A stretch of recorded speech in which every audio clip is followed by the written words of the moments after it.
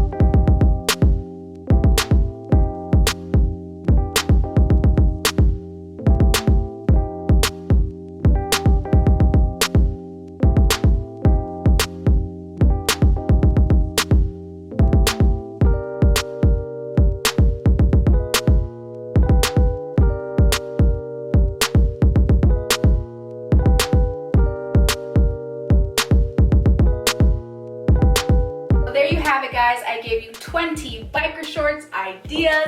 I hope you like them. Please comment below. What look was your favorite? What biker shorts color is your favorite? What is your go-to biker shorts outfit?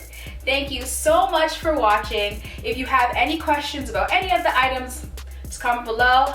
I'll get back to you as soon as possible. Do not forget to like, comment, subscribe, hit that notification bell. Gotta make sure, save you. And I'll catch you on the next one. That's it, folks. Want to mow? Be sure to tune in next month for the new lookbook, Mo Ventures.